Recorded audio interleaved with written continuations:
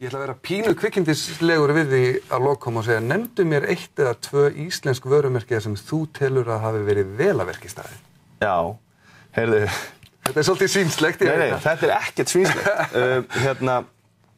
Það kannski kemur á óvart, en það vörumerki sem að mínum mati hefur svona verið með svona skýrustu stefnuna, fyllt henni lengst og einhvern veginn aldrei farið af leið, að það Bónus.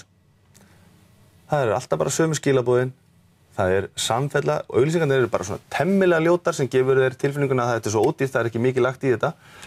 Skilaboðin alltaf eins og það bara, þú veist nákvæmlega hvað þeir eru að standa. Þeir sem ætla að aðgreina sig sem ódýrastir, þeir þurfa að halda þeim punkti bara fremst. Og í gegnum allt. Í gegnum allt. Þannig að því leyti hafa þeir staðið sig einna best í að vera sannir og þeir eru með, talandi að vera með þessar tengingar, þessar sterku, jákvæðu og einstöku tengingar, þá hafa þeir náði að einna best.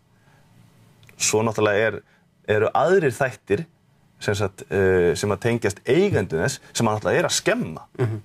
Hvaða áhrif það mun hafa síðan á þetta vörumerki náttúrulega ekki séð. Og víst á þessari stundu. En í allri sögu fyrirtækisins, það hafa tengingarna verið alveg á hreinu. Hvaða tengingar það sem þeir leggja á að slá? Alltaf sömu og þeir fylgja því alveg.